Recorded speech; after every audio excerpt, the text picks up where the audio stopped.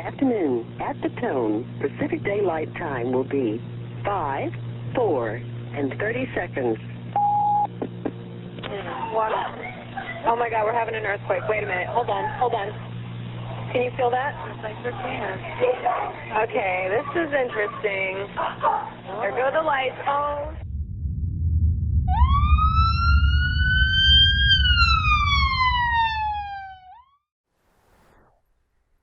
We are here with Michael McGannon. It is the 27th of August, 2019, and we're here to talk about the 1989 Loma Prieta earthquake. Thank you for being here. You're welcome. So would you start by giving us an idea of how long you've lived in Santa Cruz? Moved to Aptos in 1979, down from San Francisco. Have you been in California your whole life? No, I was raised in Cleveland, went to med school at Ohio State in Columbus, and came out to Los Angeles for my internship in 1969. So I've been I had 2 years in the Army after my internship, but then back to California, Los Angeles, San Francisco, and now here. Okay. Did you experience any earthquakes while you were living in California before 1989? I don't remember if there were maybe minor quakes in Los Angeles while I was there. I was there 1 year and then gone for 2, and then 4 years after that. There may have been minor quakes. I believe that I had some experience. What I definitely remember is that there were significant quakes here in 1988 and 89. That subsequently were regarded as being pre-quakes to the October quake. And those were significant. We had significant damage. We had did have earthquake insurance, but it was enough that I think we had insurance claims because of the damage that we had in our house. Wow. So for the 1989 earthquake, would you tell me what you were doing during the earthquake? I was the emergency physician working in the emergency department at Watsonville Community Hospital. Would you like me to tell you the whole story? Absolutely. Okay. At that time, we were working, our emergency group were working roughly 12-hour shifts, but we would shift at 7 a.m. and 5:30 p.m. So the night shift was a long shift, but they were, at that time, there were far less people at night. At any rate, at about a little before 5 o'clock, things were pretty stable in the emergency department. I think we had 2 patients who were quite stable and awaiting a lab test. And there was one intoxicated person who was sleeping it off. But things were stable. And I thought, well, it's all downhill from here. My partner's going to be here in a half hour. So it's just gliding home from here. I never, ever thought that again working in the ER. We had a nurse's lounge a few steps down a short corridor with the usual coffee pot and fridge and small table, but a TV as well. And so I thought I'd just go take a look at the World Series game, which was about to start.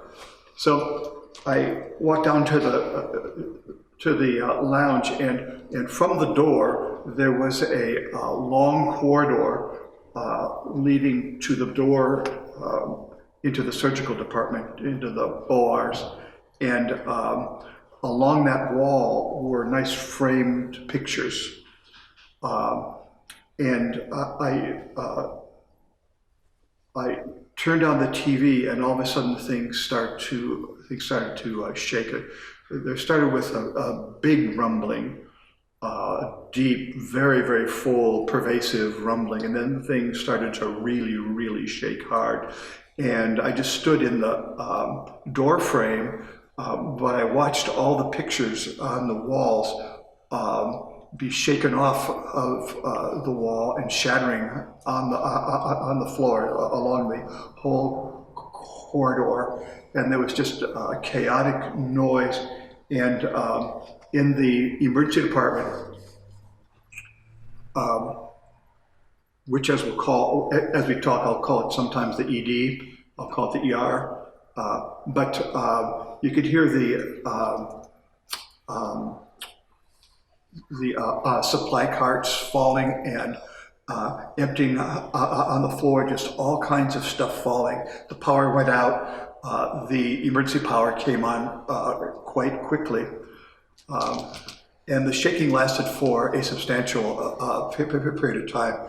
It was quite significant. But when it stopped, everything was dead quiet. Just such an amazing contrast to suddenly it was just still.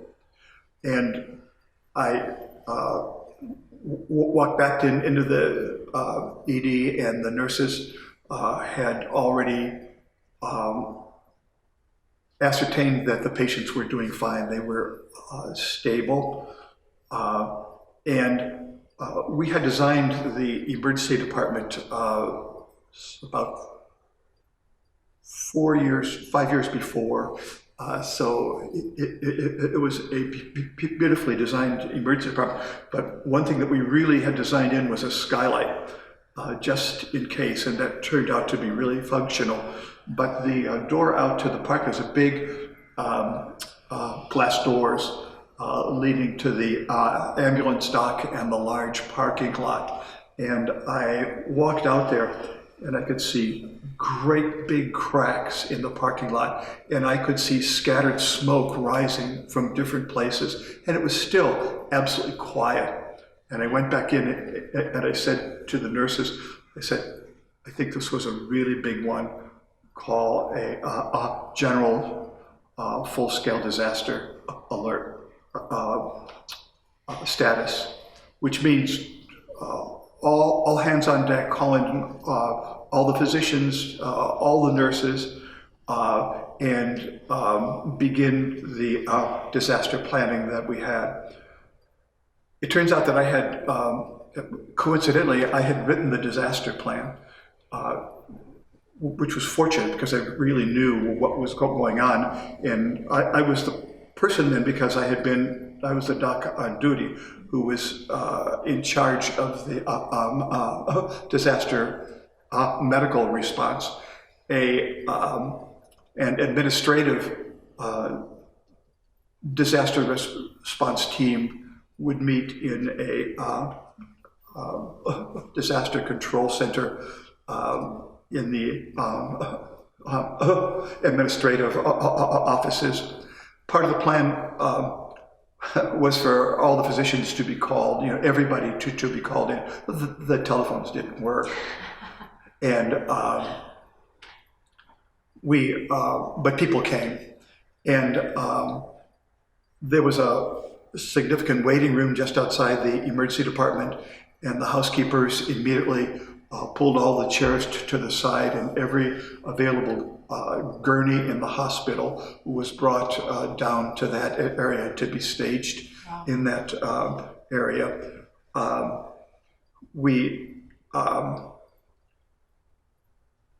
Part of any hospital disaster plan is to have a disaster cart, which has tags so that when people are being triaged, they will be identified however, and the triage physician will quickly assess that person, and they will rank them according to the urgency.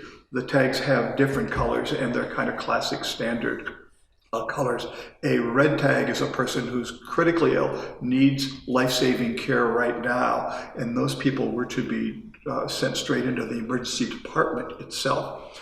The other people, people who would have, I'm a little bit, I think it's black tag or gray, But the people who were expected to die or were dead, and there wasn't much you could do for them at any rate, would receive this other color tag, and by necessity didn't receive feudal care.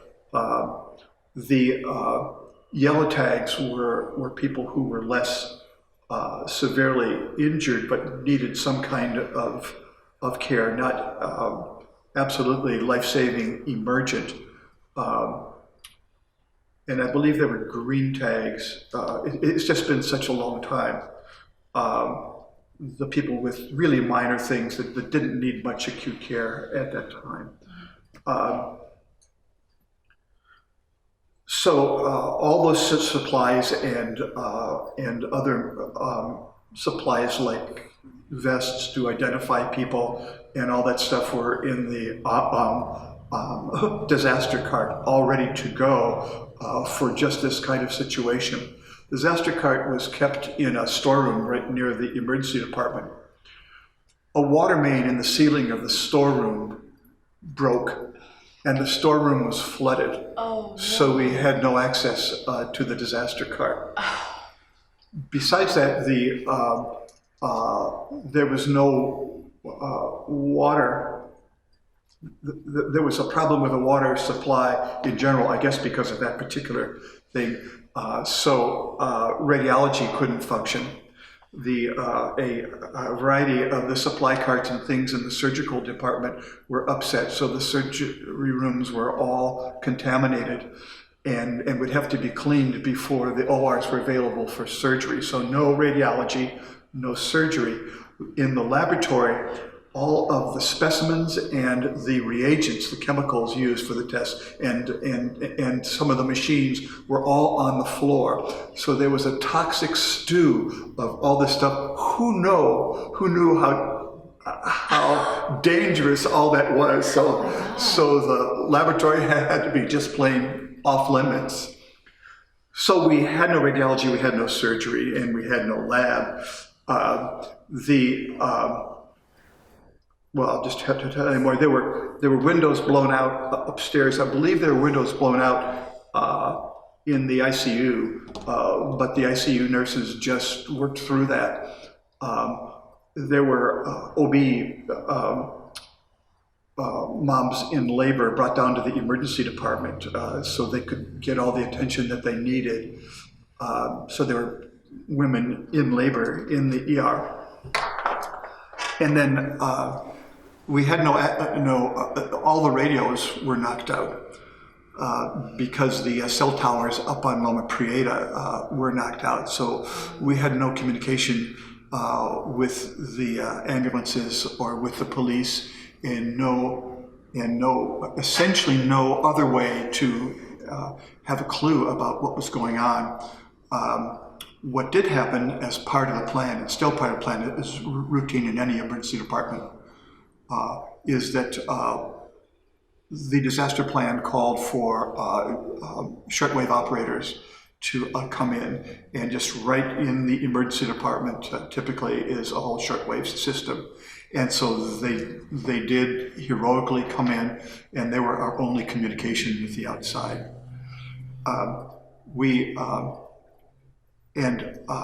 So then it was a matter of that stuff was all happening, and the first patient, I believe, to come in was brought in by one of my partners, another ER doc. And in a disaster like this, the emergency physicians are the ones who are most experienced with dealing with triage and all stuff. It's just what we do, and how to deal with all the acute stuff.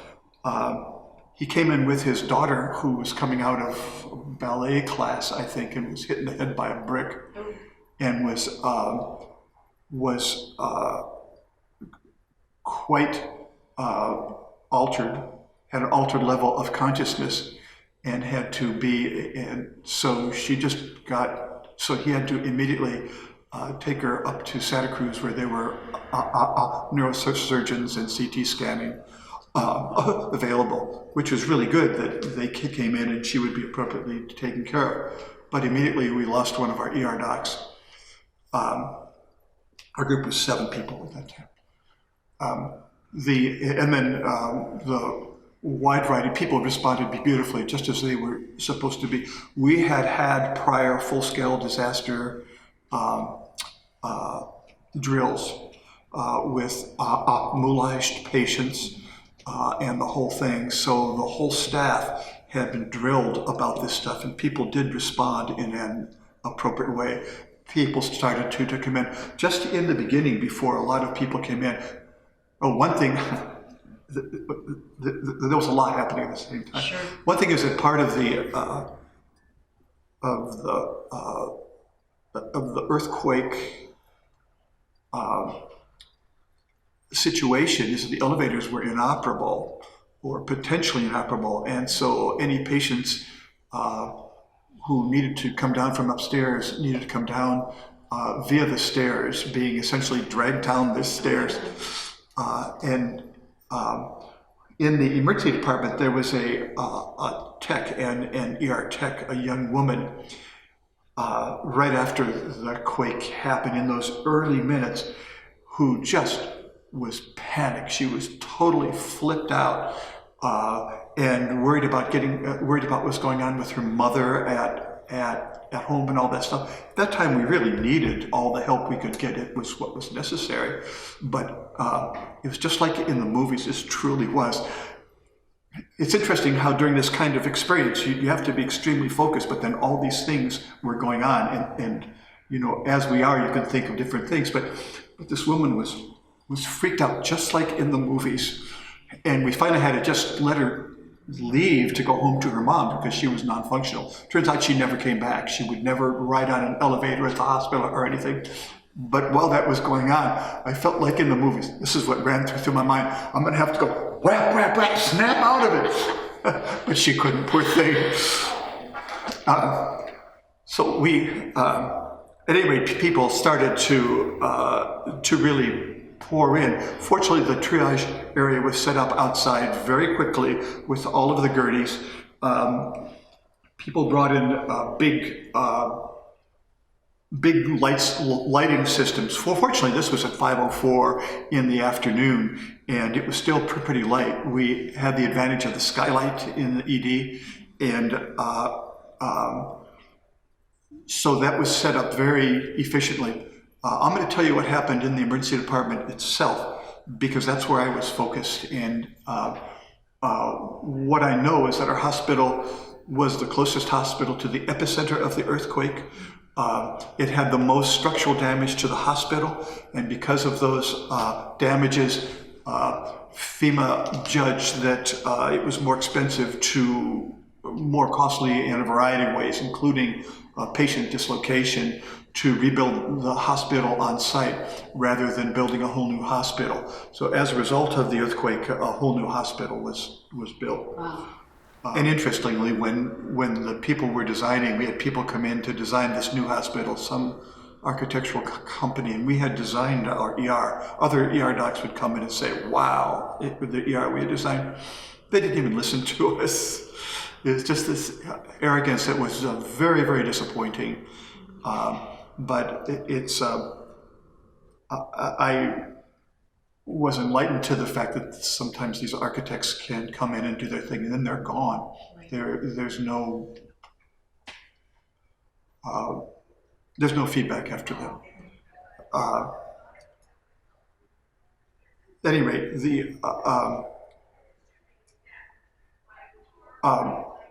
we also had a tremendous number of casualties, but because we didn't have the disaster tags, there was no way to be keeping track. Wow. And I don't know when access was finally obtained for the disaster tags. I just don't know if that ever really happened, because that was outside, separate from me. Our docs knew what to do, but they had to do it in a very makeshift way. It could have been we had the most casualties of any hospital, but the hospitals up in the East Bay, Oakland, because of the Cypress structure collapse, had a lot of casualties as well. And at any rate, we had a huge number. We didn't know if we were the most damaged, it was possible that San Francisco had been struck by a catastrophic earthquake and was in ruins, San Francisco, and we were the least damaged hospital this far away from San Francisco. We had no way of knowing. We were just isolated. Right. Finally, somebody brought down a transistor radio from upstairs, and we could put it on the counter of the ED, and learned that the Bay Bridge had come down, the Cypress structure, and these other things, but that other hospitals were apparently intact, and that it wasn't just us with all the other hospitals north of us being destroyed.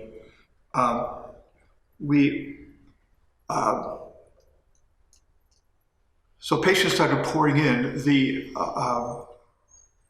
The critically ill patients we had no capability for, and fortunately Fort Ord was still open, and with the shortwave operators we were able to have helicopters come in. A lot of them from Fort Ord, and some of them were the typical evacuation helicopters that we would be using routinely. I think we had 7 helicopters come in to be bringing people out. Some of them may have brought out more than one person. Interestingly, news helicopters tried to land in the way of all this was going on, which we obviously couldn't let happen. And partially because of that, there's very little coverage of what happened in Watsonville. As you know, the downtown was pretty destroyed and all that stuff. In the ED, all kinds of patients with a variety of injuries. I intubated one man lying on the floor because we had no beds. It surprisingly was a number of severe chest pain patients. And in the ensuing days, we saw a lot of that. A lot of heart attacks were precipitated. It was very interesting. I do know that I thought that I was going to get off at 5:30, and it was totally nuts, very, very intense. But I had to work the next morning at 7, so I finally left at 10. Wow. And our guys worked. Obviously stayed there. I don't really know. I'm sure it was really busy all through the night. And then the emergency department was extremely busy for days afterward. Extremely busy. We got a call. I got a call 2 days later. I was working, and it was a colonel, I think, from the Army, who said that he had docs ready to come down, come up and help with the emergencies. And I said, well, the acute emergencies were pretty much taken care of by this time. We had surgery. I don't know how long it took for the lab and stuff, but X-ray and surgery and things. I said, but we're overwhelmed in the ED, and with all these people who were coming for follow-up care, and a lot of people just didn't bother to get care, and so came in with their fractures and their lacerations and the various possibilities and pains, chest pain again, severe anxiety, but he apparently thought those were not worthy of the Army coming to help. This was the help we really needed. But things did fine. It just gradually fewer and fewer patients over a period of probably a week to 10 days. I had one highway patrol officer come in probably a week later who was driving full speed south on Highway 1 in his patrol car, and I think it was Harkins Slough had a collapse of the bridge over Harkins Slough, and the whole bridge slumped down. His car went airborne, and he slammed into the lower part in his car, fortunately just flat onto the wheels. This guy came in complaining of neck pain. I thought, holy smokes, this person's sure to have a fracture, although he didn't. Wow. but just all kinds of stuff like that. We saw burns, we saw everything.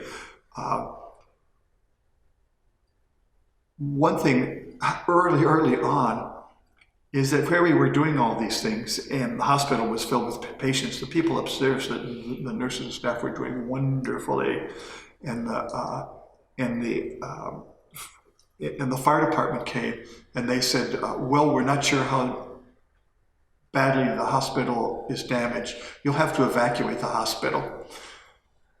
And I said, no, we can't do that. You can't evacuate a hospital. You guys need to assess this. But you can't evacuate a hospital unless you absolutely really have to. That was one of the many lessons that people learned. Another thing is that as part of the disaster planning, we had walkie-talkies that the hospital engineers could use to assess everything.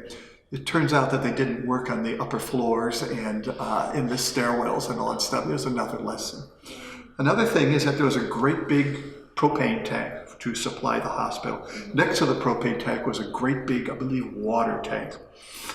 And that water tank partially collapsed and was leaning onto the propane tank, which was potentially quite disastrous.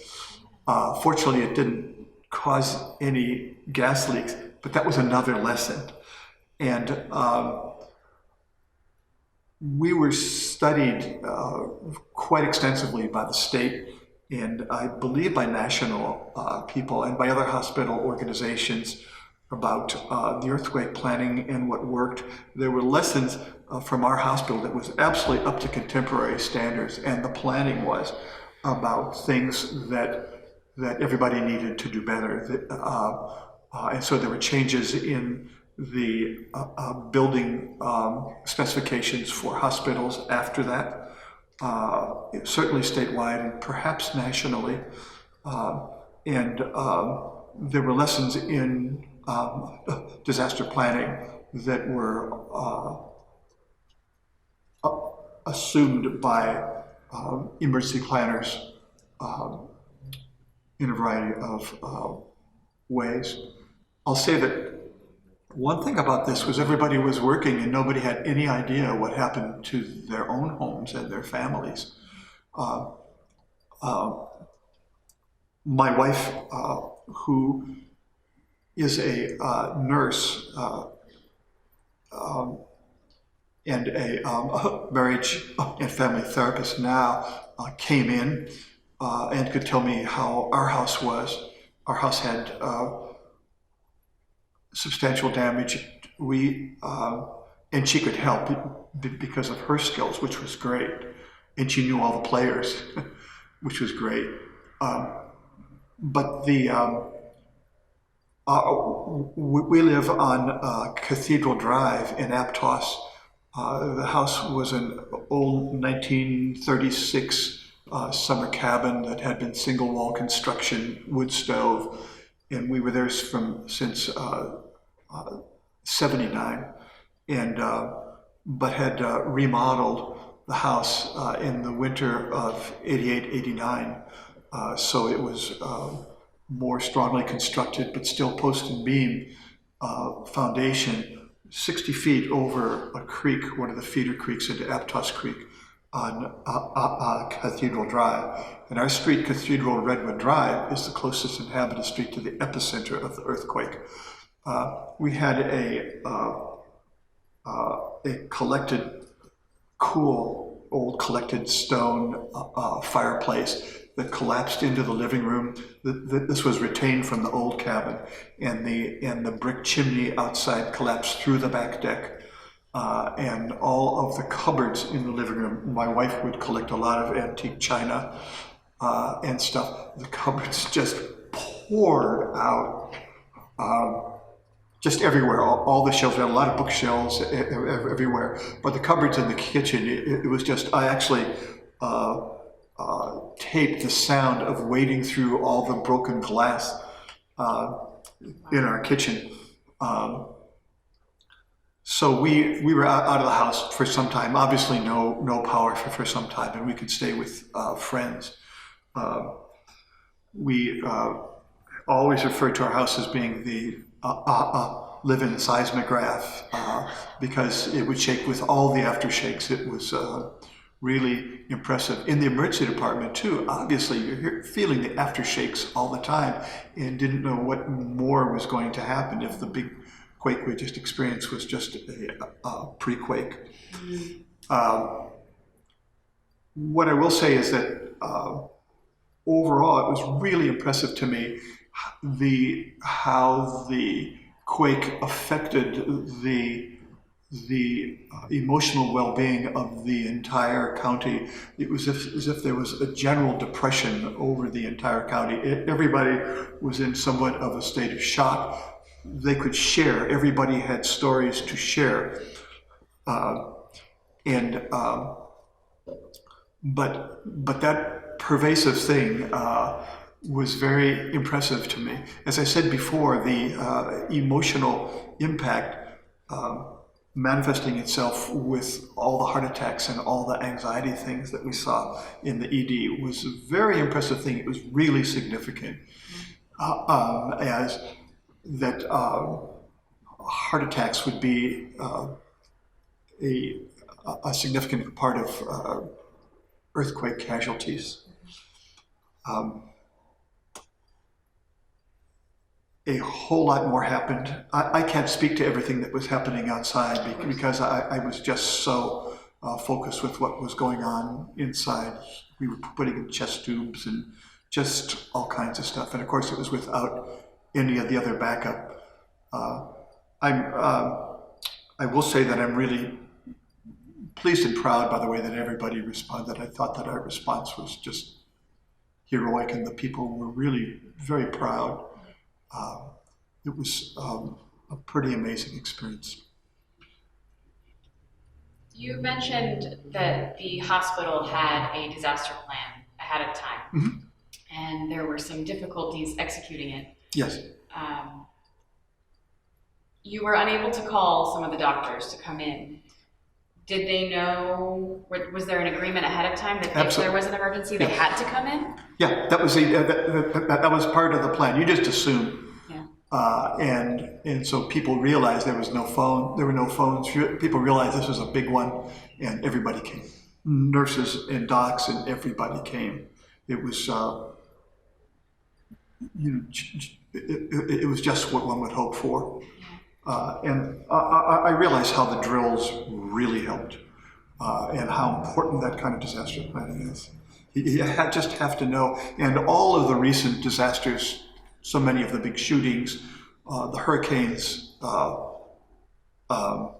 fires, the routine response from the ER docs who have responded so well is that it came from the planning. We planned before for this stuff, and so people knew what to do. You can't figure it out on the spot. Oh, you always have to figure it out on the spot. It's by definition chaos, but as much as possible, realizing that chaos is going to come, have people be just totally familiar with what they need to do, right. Automatic responses. You're in a hospital, you're seeing people probably at their worst or very close to their worst. And in this instance, you saw a lot of people close to their worst. Was there any moments of unity or communities coming together that you noticed in that sort of pervasive darkness? Absolutely. Oh, yeah. Absolutely. What was, we just had wonderful hospital staff. The Watsonville Hospital, I've been retired for 9 years now from patient care, but at that time was a real family atmosphere, and it was professionals working together. Very, very high quality staff throughout. People devoted to the community. It was really great. And people realized it. But yeah, people came together in terms of the hospital response. And then in the community, that was definitely true. It was just this shared experience for everyone. That was quite a palpable thing. Yeah. You mentioned the importance of disaster preparedness in your workplace, especially for something so important to a society as a hospital. Do you do any personal emergency planning? Do you have an earthquake kit? Yeah, we're very well. One thing we have is that all of our cupboards have child locks. Everyone. And we have open shelves, display shelves, and they have plexiglass covers over the lower section so that they're up there with vases and that kind of thing so that they won't spill. Yes, we thought about all that stuff. And I definitely have emergency kit, food, water, all that stuff for sure. What's it like to reflect on your experience 30 years after? 30 years later? That was a really impactful, amazing experience. I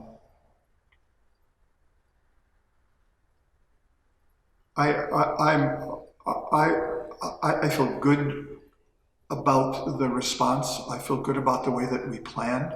I think that it's the things that happened in terms of unexpected turns were just amazing. But I think we did well. In fact, I know that we did well. Yeah, so that was good. There were just a lot of things. It was really interesting how we were an island. We had no idea what was going on. It was just,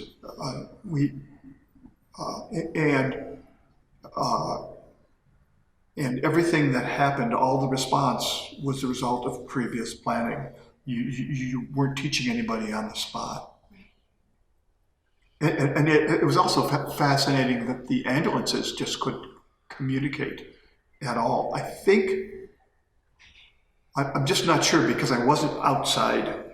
I think ambulances did come in, and so we were able to evacuate some people up to Dominican by ambulances later because we didn't know how the roads were. Right. We did get some word that Highway 1 was out, but that was at Struve Slough. Did you know at the time if Dominican was functioning? We found that out. We didn't know initially. But we found that out via the shortwave operators pretty quickly, and so some patients were evacuated up there, and they were functioning. It was a different kind of soil. The Pajaro Valley is all sedentary soil, as is our house. So those things move a great deal more, and I guess the soil is just different up there. Is there anything else that you would like to add that we haven't covered? No, I wouldn't. I don't need to add, but I will emphasize that you really got a plan, and it's going to happen again, and who knows what it's going to be. And I don't know what the status of the disaster planning is in the county right now. I just haven't heard. I don't know. So I really hope that that's being done in a very conscientious way. You have to have people who are willing to push for it and get these very busy physicians, for instance, in the context of the hospital and the other staff. These people are working hard, and that just, these things get farther on down the list because you've got things you must do right now. But so a few people absolutely need to take the reins and have the planning be made a high priority. And I really appreciate you coming in and sharing your story with us. And hopefully generations of hospital workers will be able to learn from your lessons that you had to learn firsthand and maybe secondhand. But it's been fantastic talking with you, and I really appreciate you sharing with us. Thank you, Jennifer, very much.